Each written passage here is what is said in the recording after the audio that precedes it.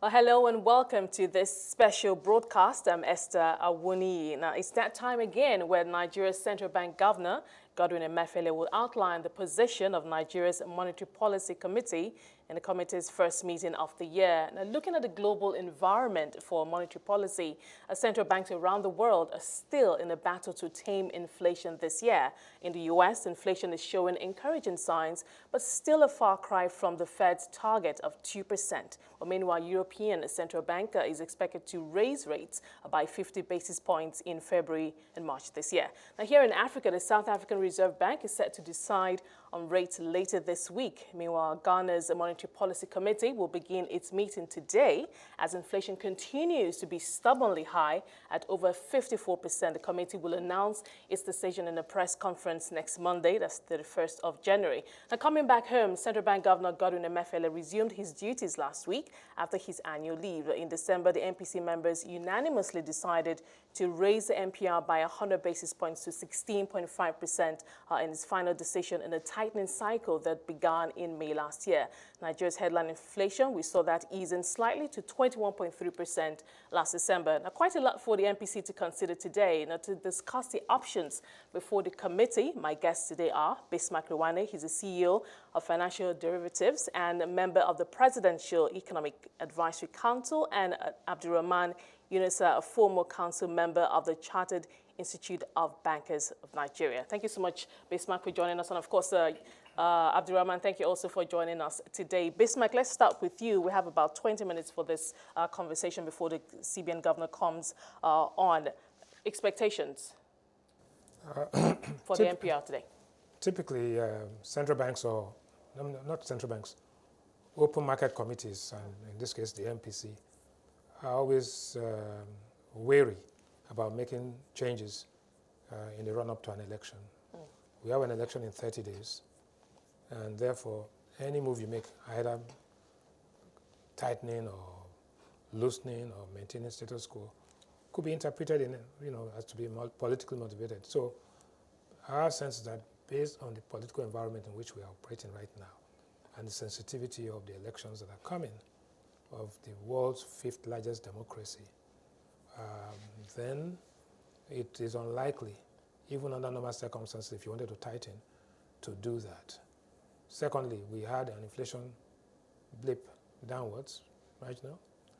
Were you expecting that? And was it in line with your own No, it forecast? was absolutely spot on. Okay. Right? But again, we do not think that that continues initially, because of fuel shortage and some other things. So we might not, that may not be the trend initially, but eventually the trend is to see inflation decline. Having said that, to the extent that inflation actually came down, headline inflation reduced marginally, core inflation though stayed up. So I think the Monetary Policy Committee, and I'm using the words, the Monetary Policy Committee will most likely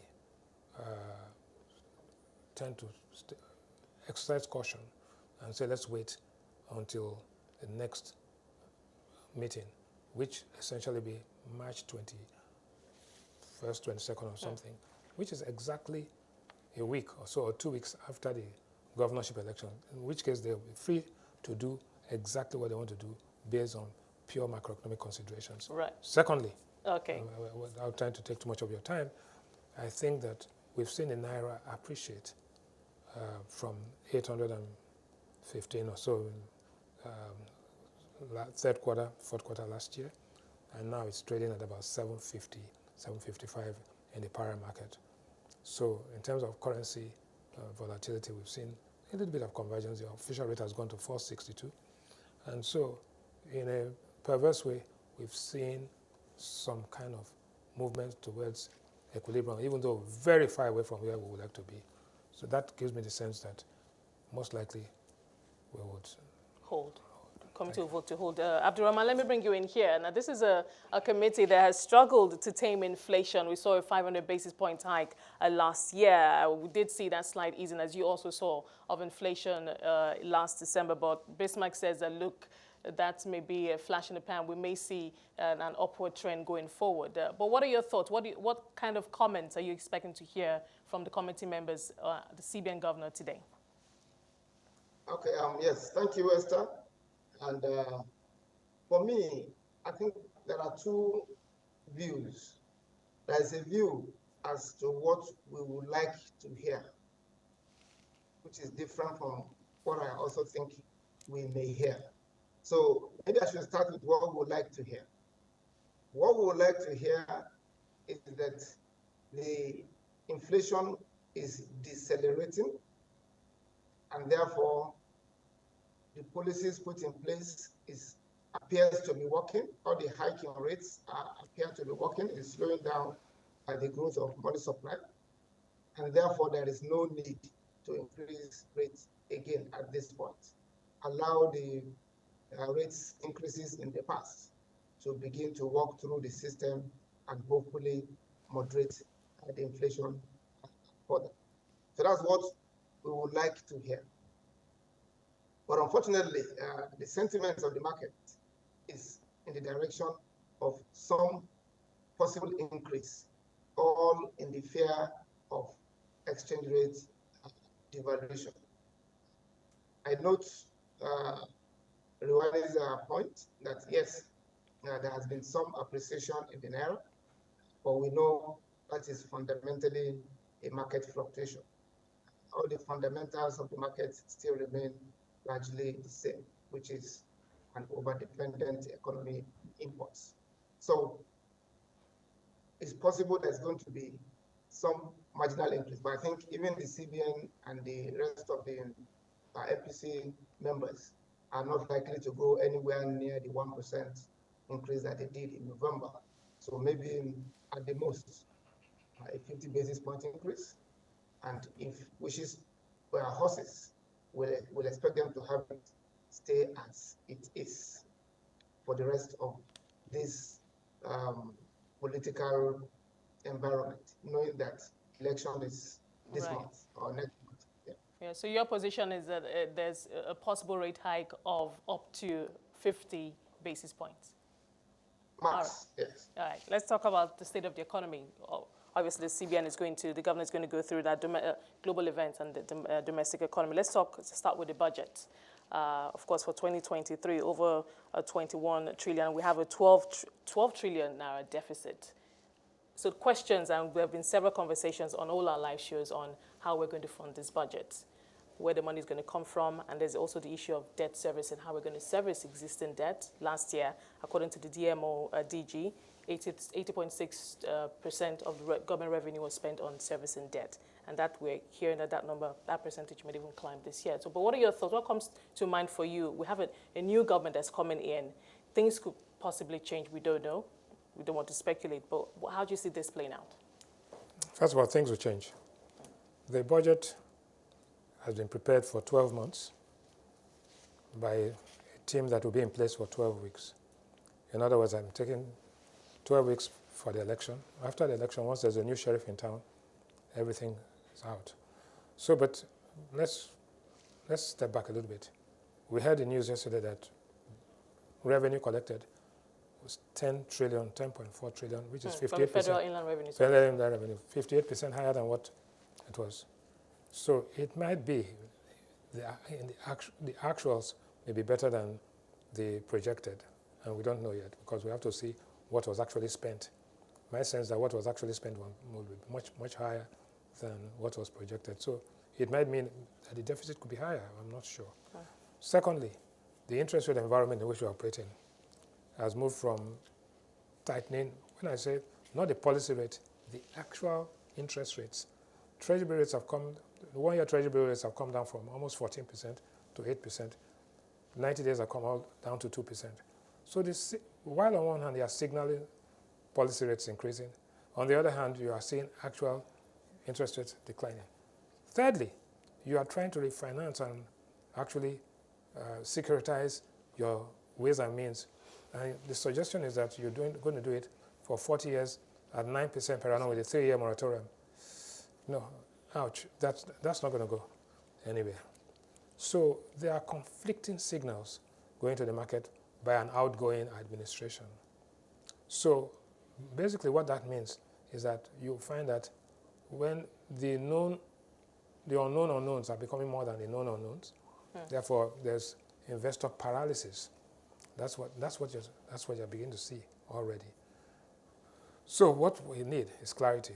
The Monetary Policy Committee is going to come out and say, yes, we hold, and then the tools of policy that will be used to fight the financial conditions. The monetary conditions are loose right now. You need to push up those treasury rates. You need to tighten, right? And you need to send a signal that no matter what happens, this is what's going to happen. Now, secondly, debt service. Debt service is about interest on your existing debt. Now, but you also have some maturities coming up in the Eurobond market. You have a bunching of those maturities. And therefore, you will have to, whether you like it or not, approach the Paris Club, approach the multilaterals, and approach the London Club to reschedule some of those debts. Not default, but to reschedule them. And so you'll be refinancing these debts at rates that are infinitely higher than the current rates.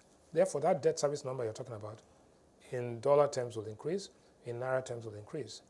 But you're going to have to bring all of these things together in an organized manner after the election. So from now to the elections, status quo remains.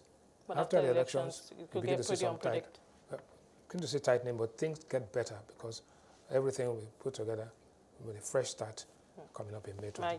Abdulrahman, let me bring you in here.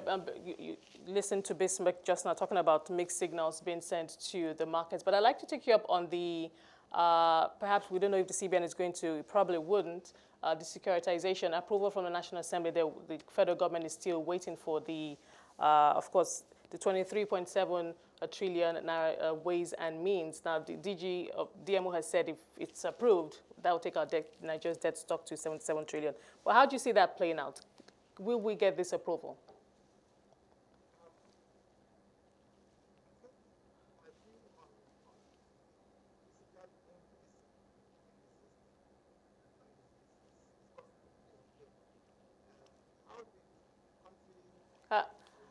Abdulrahman, I'm going to have to ask you to hold that thought for us. So we appear to be having some audio issues. We're just going to fix that. I'll go back to Bismarck as soon as we sort that out. I'll come straight to you. I do apologize for that, Bismarck. Let's continue. Let's talk about oil production. One, of course, the macroeconomic indicators that we monitor. The NMPC has been able to a reasonable extent, raise production to somewhere around 1.4 million barrels per day. The Army has said that they've been able to bring oil theft they've been able to, get a handle on oil theft. But what does that mean for us? Can we go back to 1.8? They promised before the end of the year we could see that's the NMPC production levels up to 1.8 million barrels per day. Well, one does not understand why oil theft has become so significant. Oil theft would not have been taking place without the active connivance of those who are supposed to keep guard on, to a large extent, the security agencies. So if the security agencies have become more patriotic for a time being because of the searchlight that is on them, good. I hope the searchlight continues to keep these things going. However, we are at 1.2 million barrels or some, roughly that. But the interesting thing is that this 1.2 million barrels you have, the bulk of it is coming from the production sharing contracts, which is the offshore and the deep water. The part that is coming from the JVs, which is dollar accretive to Nigeria, is not that much because we are using most of that to swap for refining. Okay, so it's good news to the extent that all of a sudden the vandals and the security agencies have become more patriotic, right? At least for now, that's good for the oil production. But the reality is that we need higher oil prices and higher oil production. Now the prices have at about 87, 88. So that's fair enough. I think with that, we can get by, right, and carry us over the finish line for the elections. Once the elections are here and there's a change of leadership, then we will see there'll be a new level of vigor in policy making, in implementation, all of that. That usually happens after every election. Doesn't matter who wins. All right. Let's bring in Abdulrahman here. Can you hear me? Yes, I can hear you. Right. Sorry about that break. I'd like you to pick up your thoughts from where we left off, talking about how markets, the MPC markets are receiving mixed signals, etc.? Yes, I think I started by saying that the issue of ways and means financing and how we go about it, it's a tough position for the CBN. To my mind, whether the House of Assembly approves the conversion or not from ways and means, which is overdraft really, to a long-term loan, which is what the bonds and securitization is going to translate into, does not change the fact that the government or public debt has already increased to 77. I think it's a very straightforward matter as to whether you want to change the form of the debt does not alter the fact that you are owing. So Nigeria, including me and you, can we just get to the point and accept and move on that we have already crossed the 77 trillion in terms of how much we have in public debt? Okay. Now, in terms of the technicalities or the details of whether it's going to be in overdrafts, which is ways and means, or it's going to be in some bonds or some long-term instruments, that is burdening the central bank with the, I want to use the word, but with the failures in the fiscal policy. Because here you are, as a central bank, you're supposed to be dealing with monetary issues. Somebody out there in fiscal has gone ahead to incur a debt of that magnitude, and you are now being asked to see how best you can manage it forward. So please, we're already in a tough place. The central bank, I've always said, have indulged the monetary, the fiscal policy counterparts, so much so that they just go ahead to overspend. So in my mind, yes, we will eventually get the approval, either by this government or by the next government, and we will then have to deal with how to securitize the loan in one form or shape. And that, for me, is an unfortunate situation. Now, to go back a bit on the budget deficit, the good news from the federal revenue receipts is welcome, and we hope they can repeat it in the current financial year.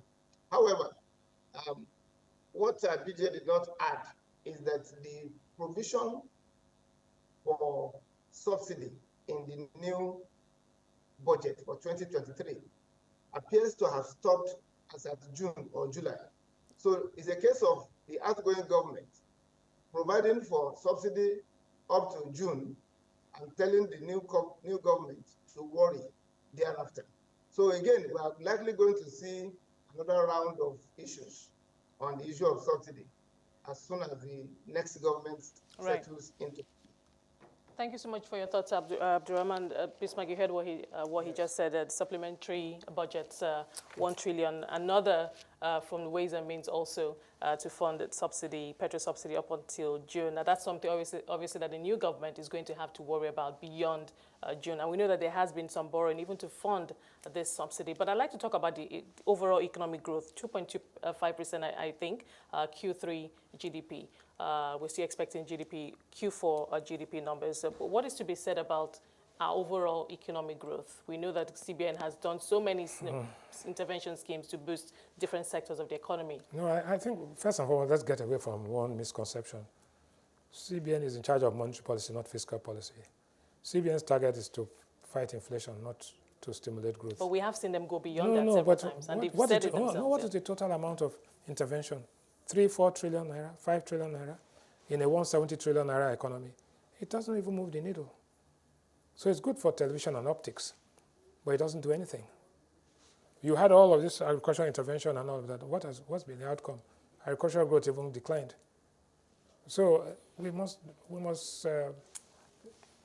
try to avoid being carried away by television news as against economic news, right? So the reality is that agric is going to move when the agricultural conditions improve, which is fertilizer, good, Dangote is doing that. 2, seedlings. 3, weather. And 4, exchange rate management, which will allow them make our exports competitive. Those are the things. So coming back to the growth figure, in Q4, we think the growth would have been affected by flood, be affected by some of those shortages, and affected by some of the oil production numbers that you saw in Q4. But coming back to this year, for 2023, we think we'll see an uptick. Even the World Bank and everybody has said that it's going to be much better. When I say much better, while the world is actually facing a recession, Nigeria will actually facing an uptick in growth. So, and quite frankly, the leadership change, policy change, and policy body language of a new team with a breath of fresh air after this period of uncertainty would help significantly in making us have positive growth. All right. Abdurrahman, we have about 2 minutes before we cross over to Abuja to listen to the central bank governor. Let's talk about the business environment 2022, but I suppose let's focus on 2023. What expectations are, sentiments of CEOs, and the overall business environment? We know that manufacturers are still complaining about, of course, structural issues, power, roads, etc. But what is to be said about what one can expect in terms of the business environment this year?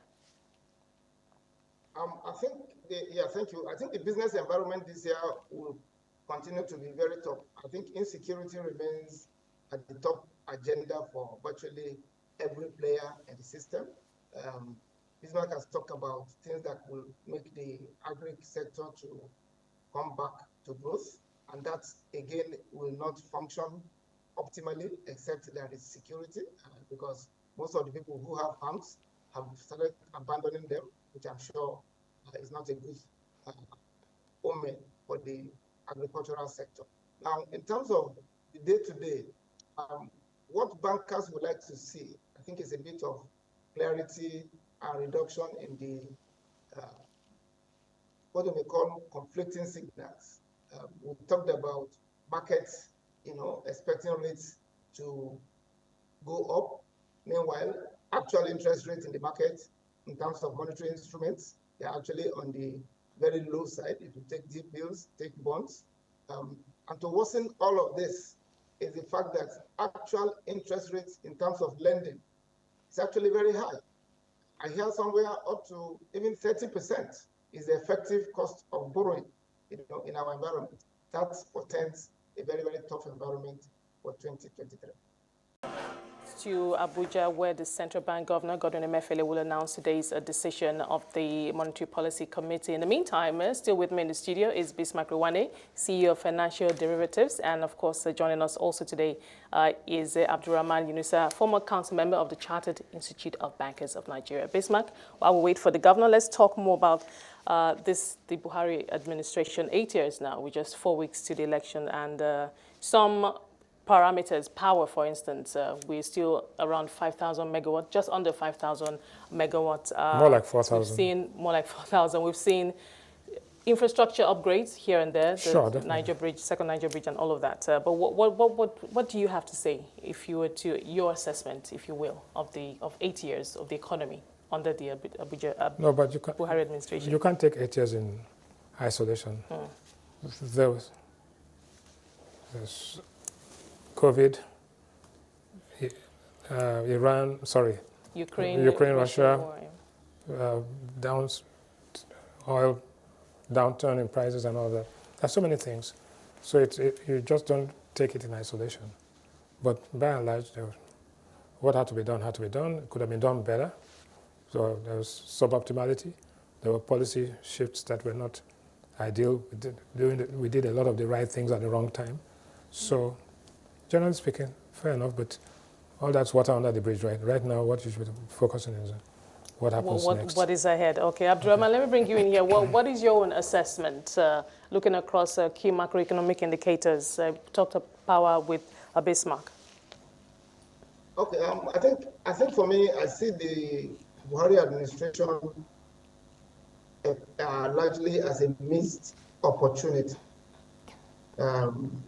Before the change of government, there was a lot of enthusiasm, plenty goodwill, that Even if the government had removed subsidy 100% on day one of getting into office, he had enough goodwill to ride it, and survive. But that was squandered.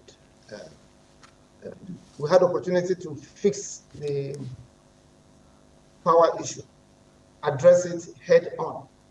The same way we got world-class institutions to handle the telecom and participate. What stopped us from getting Ansi Brown Boveri, for example, from running a lot of our power infrastructure and bring world-class institutions that will bring in their capital and their manpower, their expertise. Even if we give them... Abdurrahman, I do beg your pardon.